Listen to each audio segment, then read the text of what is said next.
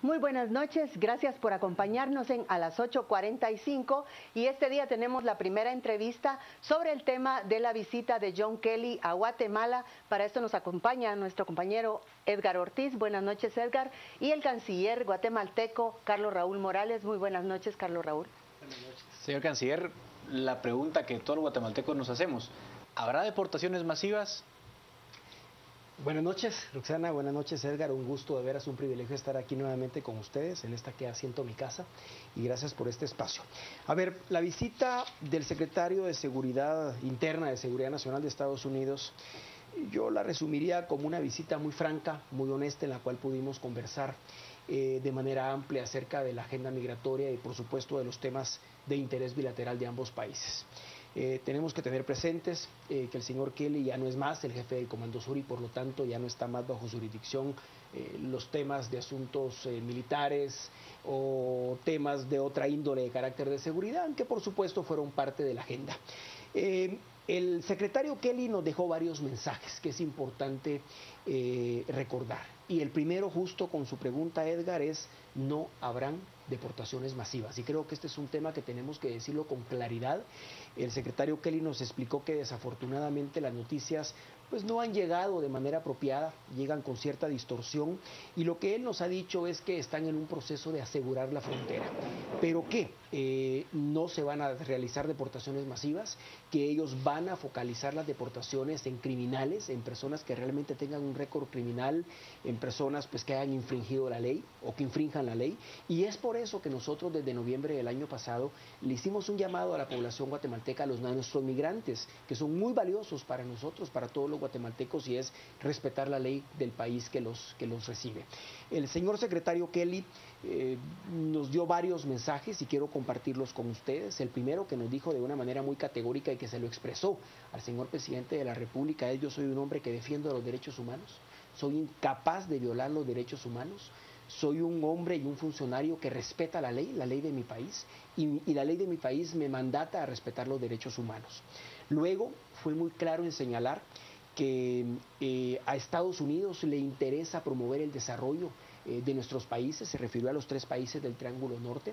Si bien, y aquí quiero aclarar algo, los 3 países del Triángulo Norte somos los que redactamos el plan de la Alianza para la Prosperidad en su momento, porque es un plan nuestro, tengo que indicarlo que él fue uno de los autores intelectuales, él fue uno de los que en la confianza que nos tenía desde su posición como jefe del Comando Sur, nos animó, nos impulsó, nos dio ideas, y fue uno de los que propició de alguna manera el espacio con el entonces vicepresidente Biden para redactar este plan de la Alianza para la Prosperidad. Por eso es que yo hablo de que el general Kelly es uno de los autores intelectuales del plan de la Alianza para la Prosperidad, y hoy nos reiteró el interés de su país por promover desarrollo. Está clarísimo que la única forma de parar la migración es precisamente promoviendo desarrollo, y está claro que estos países, sobre todo Guatemala, tienen la capacidad, tienen la riqueza suficiente para promover desarrollo y por supuesto promover empleo. Habló que está precisamente en conversaciones con su vicepresidente, con el vicepresidente Pence, que está en conversaciones con el BID para tratar de promover un diálogo regional en la cual podamos darle continuidad a ese desarrollo. Este tema por supuesto lo vamos a abordar más adelante, y en su visita a México lo iba a abordar precisamente con el canciller mexicano, porque la idea es incorporar a otros países que de alguna manera puedan sumarse a este desarrollo.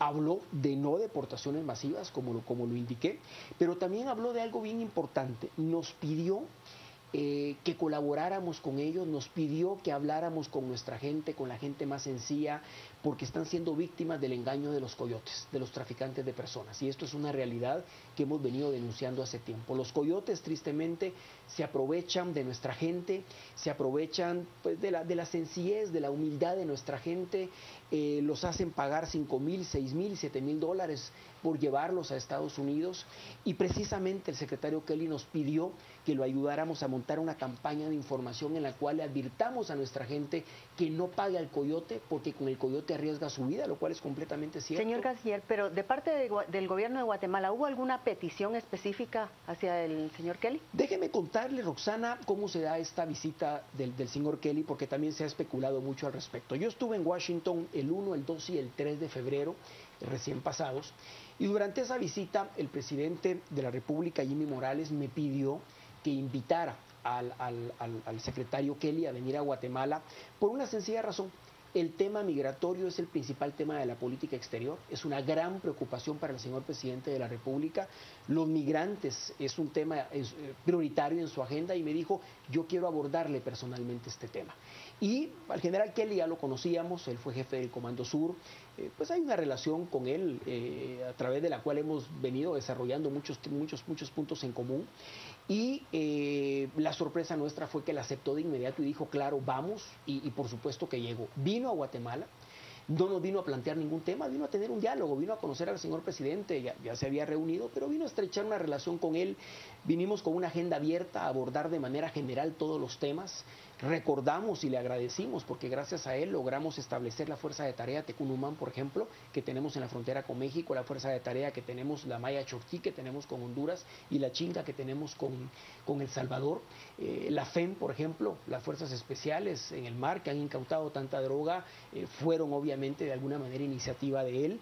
Y lo que tuvimos fue un diálogo abierto, no hubo una petición en concreto, nosotros tuvimos un diálogo abierto, el presidente pues le explicó lo prioritario que es para nosotros, obviamente, nuestros migrantes, le explicó la necesidad de respetar los derechos humanos de nuestros migrantes, le explicó lo importante que sería para nosotros que nuestros migrantes cuenten con un estatus regular, que ellos puedan vivir de una manera tranquila en Estados Unidos. Es decir, tuvimos un diálogo bastante abierto en el cual intercambiamos ideas y fue cuando él dijo, miren, yo soy un hombre que respeta los derechos humanos y soy un hombre que tengo clarísimo que no vamos a hacer deportaciones masivas, lo cual, por supuesto, de alguna manera nos permite pues darnos cuenta que lo que están haciendo es tratando de asegurar la frontera. Eso sí, fue muy claro en señalar que quieren asegurar la frontera porque no quisieran tener más inmigrantes y esa es una de las razones. Y la forma de asegurar la frontera precisamente es sobre estos comandos que se han instalado en la frontera entre Guatemala y México.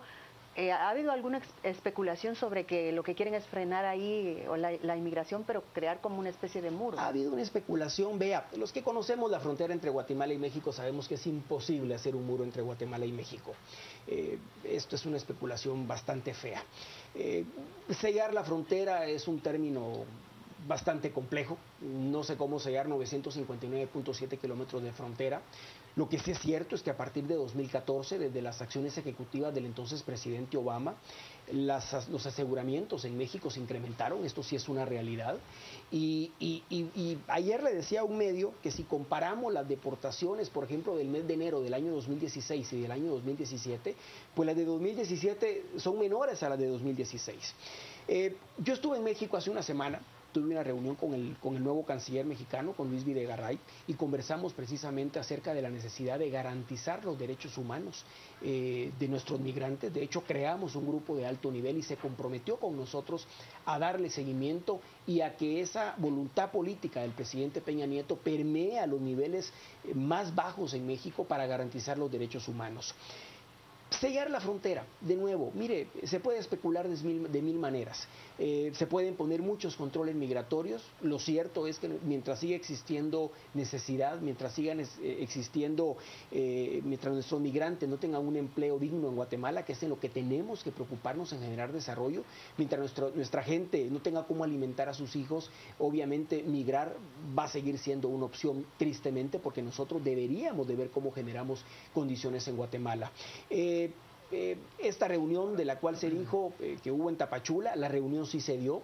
Yo estuve con el director para América Latina del Consejo Nacional de Seguridad de Estados Unidos, estuve reunido con él precisamente el día viernes 3 de febrero y en la confianza hablamos precisamente de la dinámica de la frontera y él me dijo, canciller, nunca hablamos de sellar la frontera, hablamos de tener mecanismos. El general Kirk, por ejemplo, el vicealmirante Kirk, que es el jefe del Comando Sur, cuando he estado en Guatemala, pues vamos a reunirnos a Petén, él tiene reuniones en la zona de adyacencia con Belice, en la frontera con México, es decir, es normal que estas fuerzas se desplacen a las distintas fronteras para poder tener este tipo de reuniones. Pero de eso, a especular que se va a sellar la frontera, yo le diría, mire, hay mil formas de hacerlo y estos controles migratorios no vienen de ahora, vienen desde 2014. Es más, yo le diría, los deportados o los asegurados disminuyeron en 2016 y en los pocos días que van de este año incluso son inferiores a los del año 2016. Sin embargo, vemos que el presidente Trump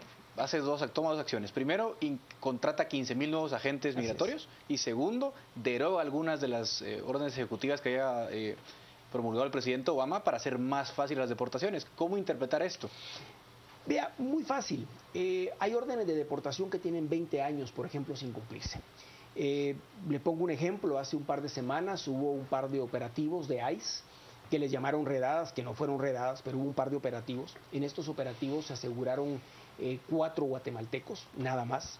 Y de estos 4 guatemaltecos, lamentablemente, 3 de ellos tenían el delito, tenían ya orden de deportación definitiva por el delito de conducir bajo la influencia del alcohol, lo cual lo lamentamos muchísimo. El cuarto es residente en Estados Unidos, pero lamentablemente él pues hizo violencia doméstica, su esposa lo denunció y Estados Unidos le retiró la residencia. Porque esto no se puede tolerar. La violencia doméstica no la podemos tolerar ni aquí ni en ningún lado. Pero uno de estas personas, por ejemplo, tenía una orden de deportación desde el año de 1997. Entonces, lo que el secretario Kelly nos explicó es que lo que están tratando de hacer es eficientar las deportaciones de las personas que tienen ya una orden de deportación definitiva. En el caso de los guatemaltecos, porque cuando se habló de que se iba a focalizar las deportaciones estrictamente en personas que tuvieran un récord criminal, yo le pedí a mi embajador en Washington que por favor indagara cuántos guatemaltecos tienen problemas legales, tienen un récord criminal. Y yo estimo que en Estados Unidos debe haber entre 3 y 3,5 millones de guatemaltecos, es imposible saber el número exacto. Y me sorprendió positivamente conocer que son menos de 4.500 los guatemaltecos que tienen un récord criminal o que han cometido más de alguna vez un delito, lo cual, comparativamente hablando, es realmente mínimo. De esos 4.400 y algo de guatemaltecos, 1.600 tienen orden de deportación definitiva ya, que no se ha podido cumplir, precisamente porque la administración Obama pues era más flexible en ese tema, y lo que están tratando de asegurar ahora, nos lo dijo hoy el secretario Kelly, es pues hacer efectivas esas órdenes que ya se han dictado y que en algunos casos pues llevan hasta 20 años sin hacerse efectivas. Bien, pues muy interesante esta plática y vamos a ir a un corte. Volvemos con ustedes en unos momentos para regresar con nuestro canciller para que nos explique qué es lo que está pasando en la frontera.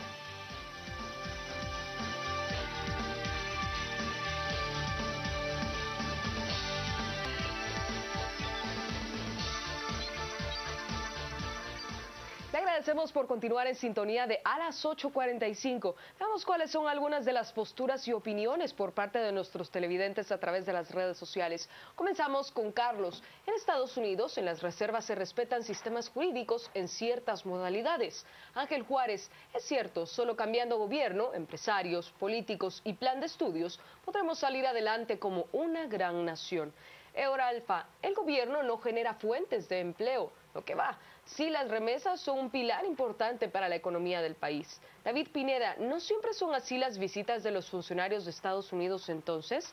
Y por último, Elio Huila, decir no habrán deportaciones masivas es un discurso. Es una burla al llegar al país un día antes de un vuelo con deportados. Son estos los comentarios que tenemos ya en nuestras plataformas, Roxana y Edgar. Gracias, Rocío. Continuamos con esta entrevista, señor canciller. Queríamos saber qué va a pasar con todos los deportados que precisamente son personas que han cometido algún delito en Estados Unidos. ¿Cómo lo recibe Guatemala? ¿Van a la cárcel o qué hacemos con ellos? A ver, antes de responder esta pregunta, Roxana, quiero explicar algo. Una de las personas que escribió dijo que Kelly venía un día antes o el día antes de que tuviéramos un avión con deportados. Los aviones que tenemos con deportados, que están viniendo de martes a viernes, 2 vuelos por semana, es decir, estamos teniendo 8 vuelos a la semana, es importante aclarar que el 90% de los guatemaltecos que vienen en esos vuelos, a cada avión le caben 126 personas, el 90% de esas personas son personas que fueron aseguradas intentando ingresar a Estados Unidos. Es decir, esas personas no vienen de dentro de Estados Unidos. Apenas el 10% restante son personas que vienen de adentro de Estados Unidos y que están siendo deportadas por 2 razones. O porque tienen una orden definitiva, que ya le dije que tenemos 1.600 guatemaltecos pendientes de ejecutar esa orden, que ya fueron ante el juez y agotaron, por supuesto, el debido derecho.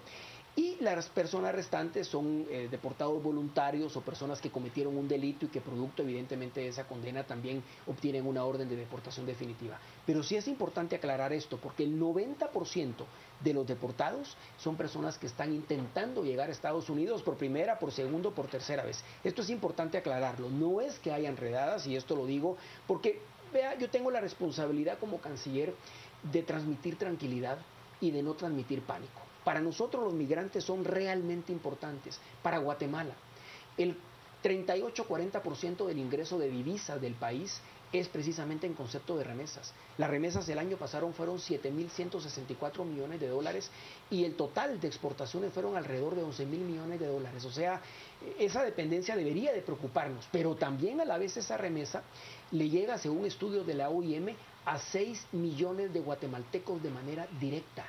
6 millones de guatemaltecos, somos aproximadamente 17 millones. Y de manera indirecta, pues reactiva la economía, la tiendita del pueblo, la tiendita de la aldea, del barrio, de la esquina, se ve activada precisamente con esa remesa. Y quiero aclarar algo más.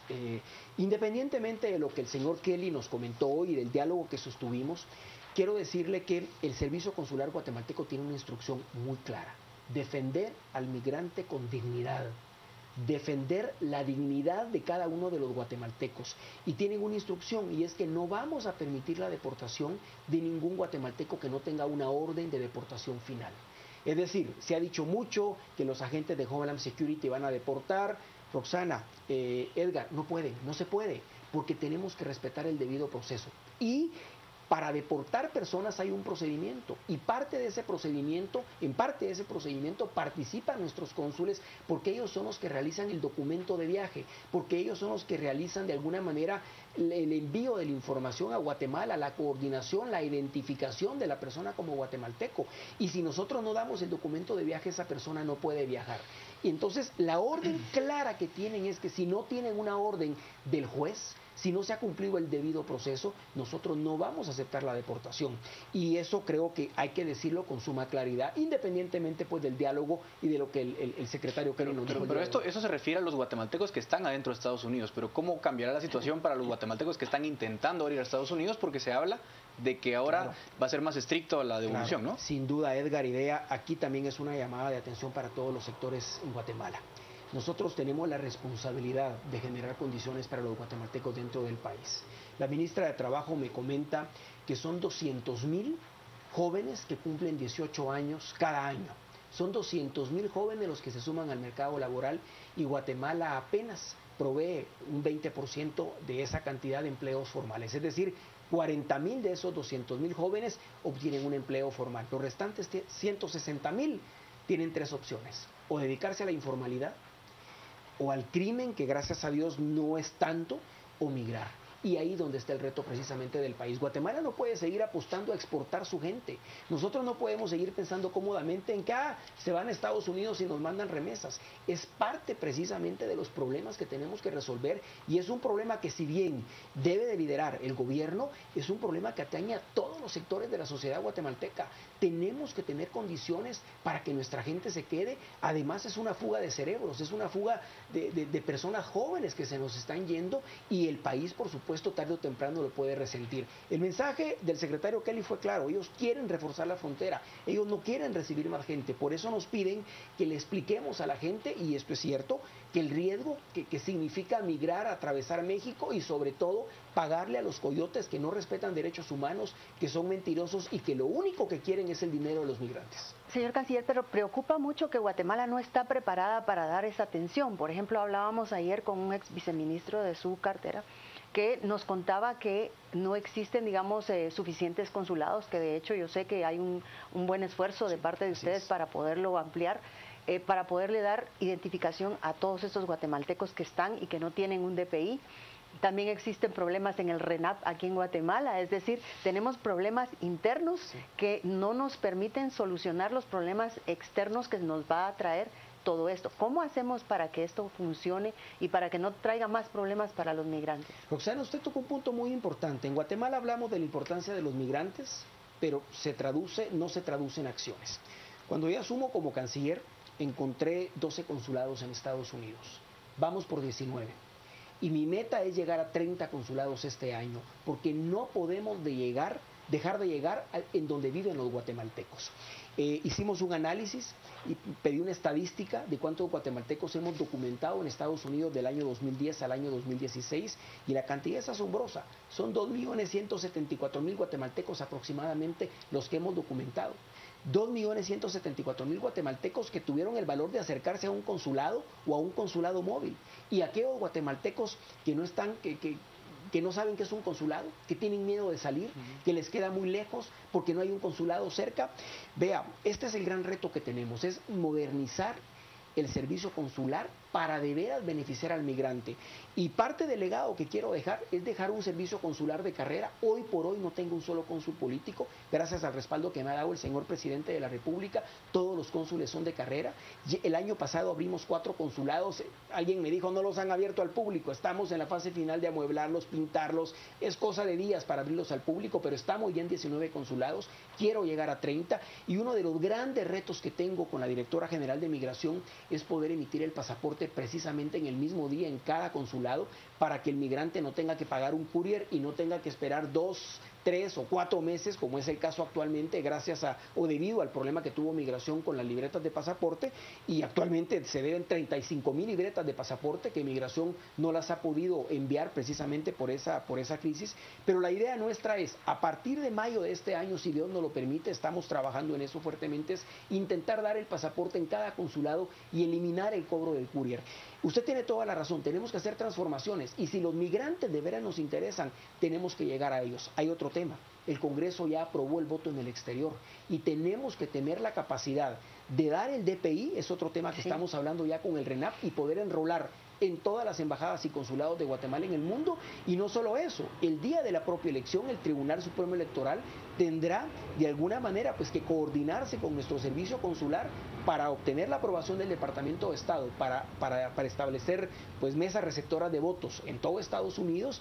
Y mientras más presencia consular tengamos en todo Estados Unidos, mejor. Así que ese es de los grandes retos, Roxana. Estamos trabajando fuertemente en ello. El año pasado contratamos un abogado para cada uno de los consulados guatemaltecos, contratamos 75 personas más, compramos el edificio en Los Ángeles y créame que estamos haciendo todo nuestro mejor esfuerzo para tratar de brindar los servicios que el guatemalteco se merece en el exterior. Muchísimas gracias, señor canciller, por su presencia en este programa. Nosotros vamos a regresar con la segunda entrevista a las 8:45.